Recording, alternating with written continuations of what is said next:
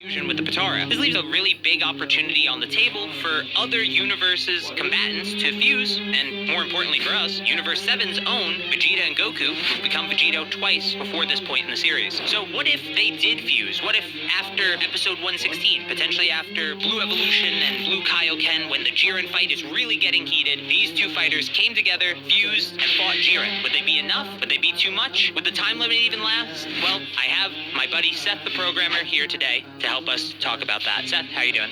Hello. Hi.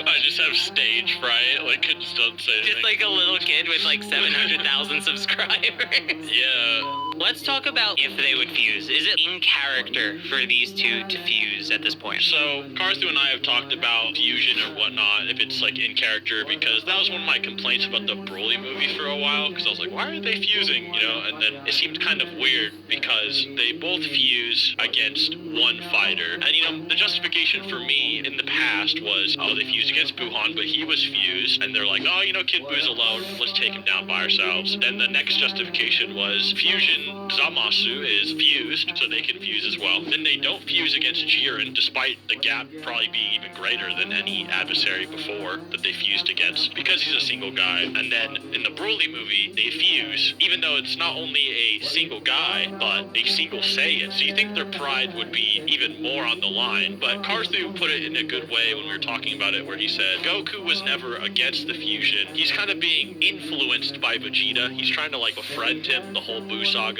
kind of. He's trying to look kind of cool. Yeah. Like by Goku's own admission, Exactly. He's trying to look cool. He says this right after he kind of fails against Gohan or have the kids fuse to fight him. So it's never really been like Goku's big thing, so much as it's been Vegeta's big thing to be like, no, I'm not gonna do that. I'm too cool for that. I want to fight on my own. And now that Goku emotional sensing, though, might pick up on Vegeta's vibe and try to look good to him or something. But when you look at the Tournament of Power, them not fusing is due to two things. So for the Tournament of Power, there's a more justifications than Roddy boys don't want to fuse to save the universe, because it seems as though, and pretty much like even Krillin and the audience picked up on this, let alone Goku is in the middle of the fight, Jiren seems to be purposely pseudo trying to bring out the full potential of Goku after he saw his Ultra Instinct Omen especially, but even before that, he was trying to bring out his actual limits to see if he could get a greater